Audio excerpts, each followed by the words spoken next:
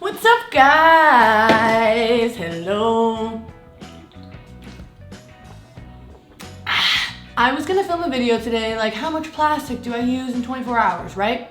But then I realized I'm in quarantine and I don't go anywhere and I don't do anything and I don't really use that much plastic, like because I don't really have the option to, even if I wanted to, not that I want to, but you know what I mean. So I had no damn video, so I was like, what do I wanna do? And I've kind of talked about this before, but I get really stressed out when I make videos because I want it to be like perfect and I want everyone to like it and I'm like, But today I decided to ask myself, what do I want to film? What do I want to talk about? And then I was watching a bunch of TikToks and I drank this Red Bull and I got in a weird mood. Oh, it tastes so good. So now I'm here and I decided I'm gonna tell my life story. And no, this is not gonna be some dramatic video where I cry or do anything emotional whatsoever. This is gonna be a explosive, crazy, dramatic story time of love and lust and excitement and money and crime and no. I don't know why I said that. It's not any of that. I'm just gonna talk about my life. I didn't plan any of this. I'm just gonna go. I'm just gonna let the Red Bull speak for me. Guys, this is why I should not have Red Bull. All right, let's go.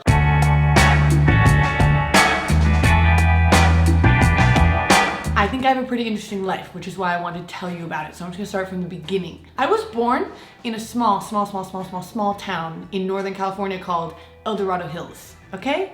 I'm sure you have not heard of it. It is outside of a larger city called Sacramento. You probably haven't heard of that either, even though it's the capital of California.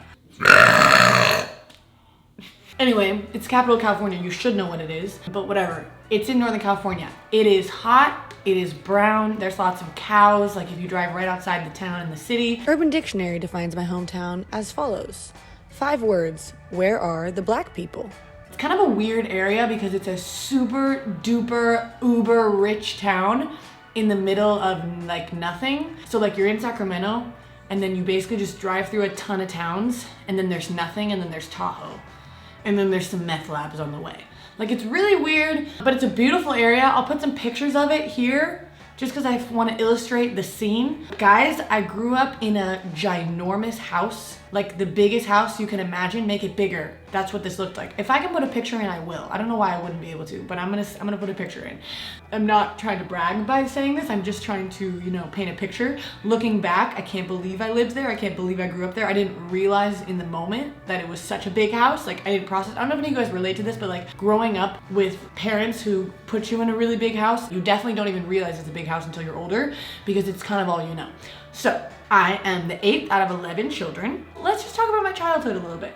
I like to call my childhood unsupervised mayhem. Kind of like right now. My mom had a lot of kids, okay? So she didn't really watch all of us. It's kind of impossible. So I spent most of my days outside in the dirt. I don't know if you guys did this too as a child, but my favorite place to be was the dirt. So picture a really, really nice fancy house in a gated golf course, country club neighborhood. And then you have me as a 5-year-old digging in the dirt in the backyard, looking for worms, bugs, all kinds of things. And then coming back into the house without washing my feet, that kind of thing. I showered like once a month, okay? Now that you get a picture of my childhood. I was in musical theater from a young age. My mom was actually the musical director of the theater company. So because of that, she got me into the theater company early. So you were supposed to be like 6, I think, when you started like the junior shows, but I was 5. Not even a brag, like it doesn't even matter. I was in Annie and I was in Peter Pan and I was in like little original shows that the theater company wrote, and I actually got the lead roles in a lot of shows. So out of all the 8-year-olds, I was like the star of the show. Maybe not the star, but like one of the stars. Like it's not a big deal, like a B-list role, you know? I did theater for years and it was so fun and I loved it, and I loved adults as a child. I don't know if it was because I had older siblings or what, but I loved talking to teenagers and I loved interacting with people older than me, and I feel like every teenager loved me and I was friends with everyone. It was great. And also, as I said before, I also only liked older boys. I never ever had crushes on boys who were my age. No. Who were they? I didn't know them. And I also should mention I was homeschooled. So I didn't have one of those childhoods where you like go to school and you get a elementary school boyfriend and you have your first kiss at 8 years old and like it's on the playground or whatever. Like I didn't have that. I did not talk to boys who were my age. I only strictly had crushes on boys who were 5 years older than me.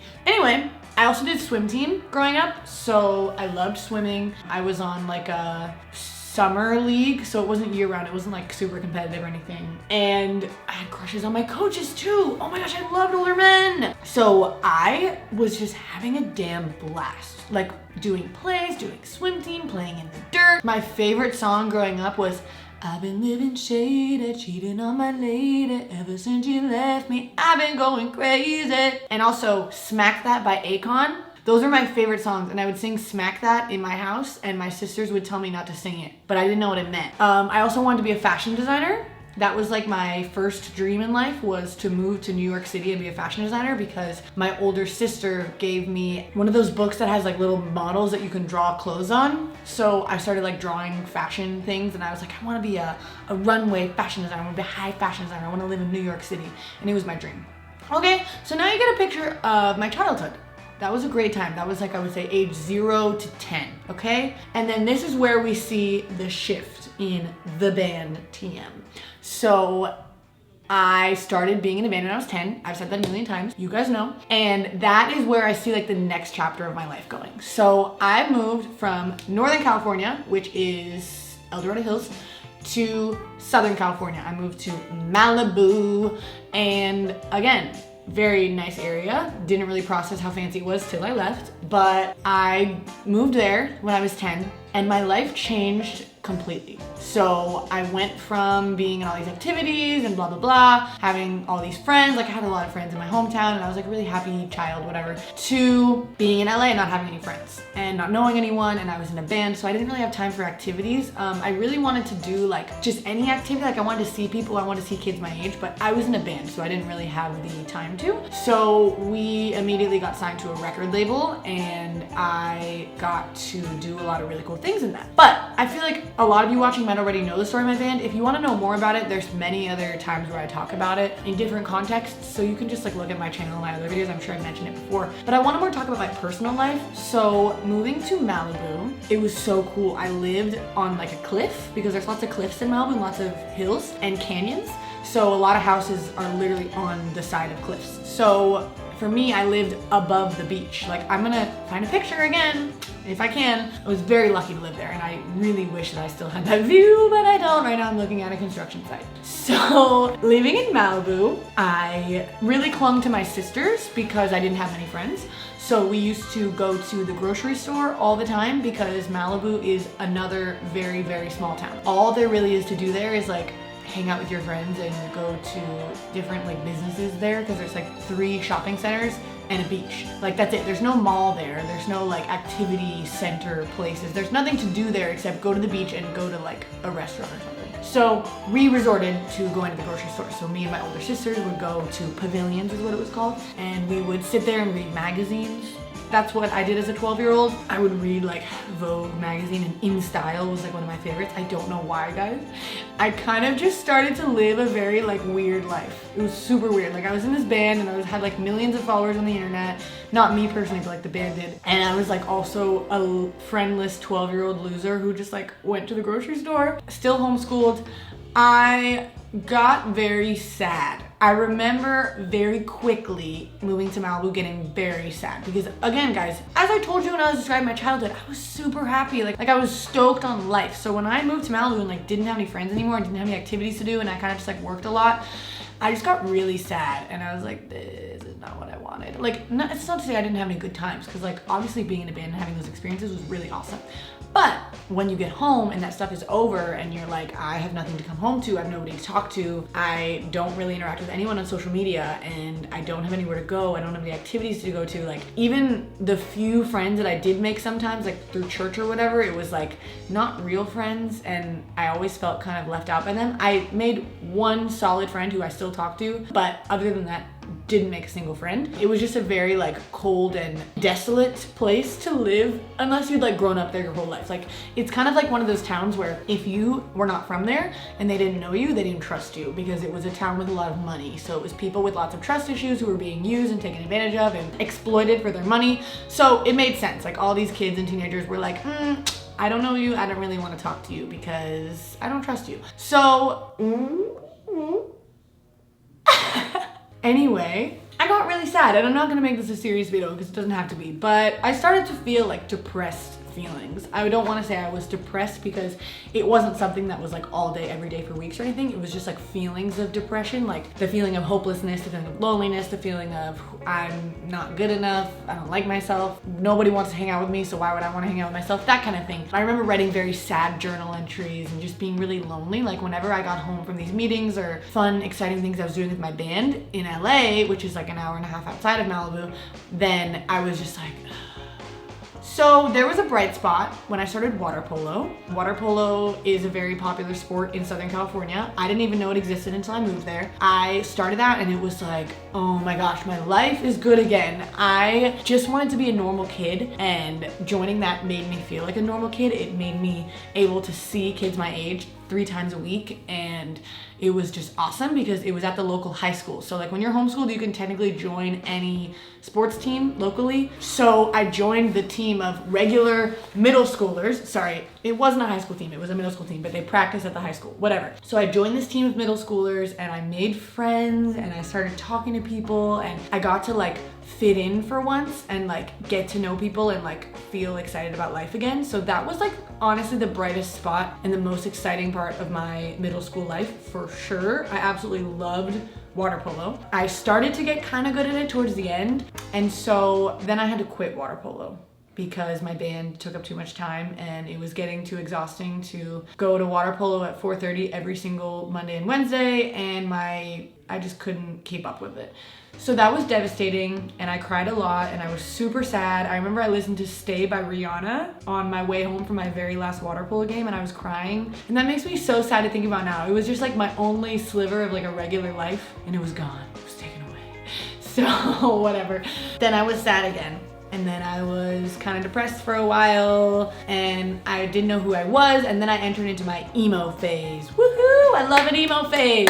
I discovered 5 Seconds of Summer when I was 13 or 14, and I loved them. I absolutely fell in love with them, and because of that I discovered who All Time Low was, and that was because Five Sauce really loved All Time Low and they also were kind of friends with them, so they talked about them. So I started to listen to All Time Low, and that was my very first like pop punk band that I listened to. And then I kind of started listening to like Mayday Parade and Blink-182 a little bit and Sum 41 a little bit. I didn't listen to a lot of bands very much, but I really loved All Time Low. And then simultaneously I got into like an alternative phase.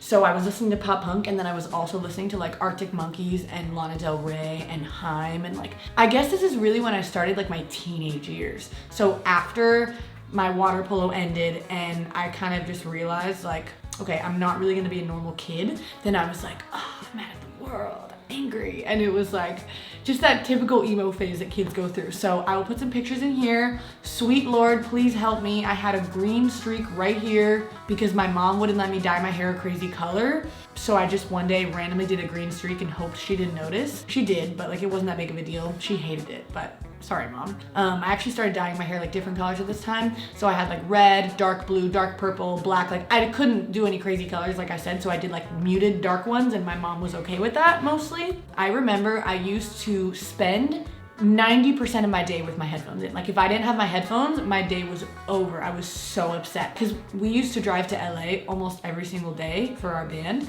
and that would mean we would spend upwards of 4 hours in the car because it was like a 2-hour drive with traffic into the city from Malibu. So if I didn't have my music to listen to All Time Low or to my edgy music and to feel like, then it was like over for me. Like I had to have it. So I was a very angry person for a few years.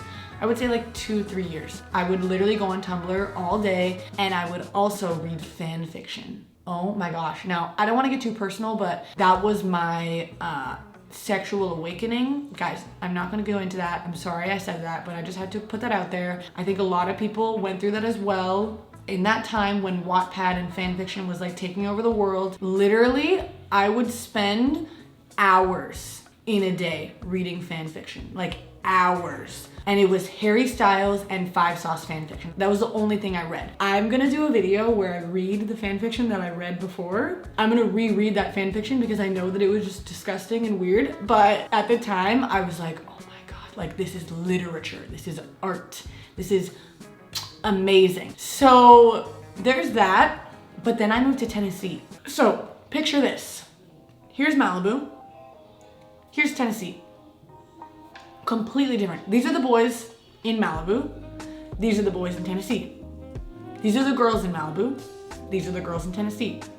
So different, guys. It's like two freaking opposite worlds. So my family decided to move to Tennessee in 2015. This was like at the tail end of my like emo phase. I became a normal person. When we got to Tennessee for like an entire summer, we didn't do a lot of stuff with the band. We were kind of like adjusting to living here. We weren't posting a ton of videos. So my summer of being 15 was one of the best summers of my life, honestly. It was very, very fun. I started going to a youth group at the church I used to go to, and I met a ton of friends, and they were all like actually cool, normal people. Like turns out people in the South are actually very nice and friendly, at least when you first meet them. And I like hung out with them every weekend. Me and my sister Lauren, like we went hiking and we went swimming and we went to concerts and little things around town. Like they took us around the town, they showed us Tennessee. It was a whole thing and it was super fun. And I was like, oh my gosh, like this is what life is like having friends. Like this is what life is like being a teenager. And then I started to meet boys, and then I had my first kiss when I was 16. And then my whole crazy phase happens. I'm not gonna tell that phase because it would take way too long, and I did a whole video on it called The Truth About My Past. Finally. So go watch that if you want to hear about this phase. But it was kind of just like this big roller coaster that led me to who I am now. And I'm really happy with it. I don't know if that was interesting to you guys. I don't know if that was a good story. I don't know if that was even a good video, but you know what? I guess we'll see when it's done. I hope that kind of showed you a little bit about my life and my phases that I've gone through and my life story and such. I definitely left a lot out. Like I'm kind of remembering details now that I probably could have said, but you know what? If you guys want to hear more life stories, let me know. If you want to hear about a certain phase of my life more, let me know. If you guys don't know, my husband and I have merch. So we have a t-shirt that says Dani and Emmyn. And then my husband has merch for his cooking show that says Cooking with Em with a picture of Gibby on it because people say he looks like Gibby, so it's kind of funny. If you want our merch, go to the link in the description, check it out. I don't know, I think it's pretty cute. That's all I gotta say on that. Don't miss out on my other videos that I have with my husband. We try to post twice a week on that channel, sometimes it's once a week, whatever. And also my husband posts videos that I'm also featured in on his 2 channels. So here are all the channels. We got Dani and Emmyn, we got Emmyn Calleiro, we got Games We Play, and that's it. Those are my channels. So go subscribe to those. Go check out my little family that I have going. And that's it. Thank you guys for watching. Thank you for listening to me talk about myself. And I will see you guys in the next video. Goodbye.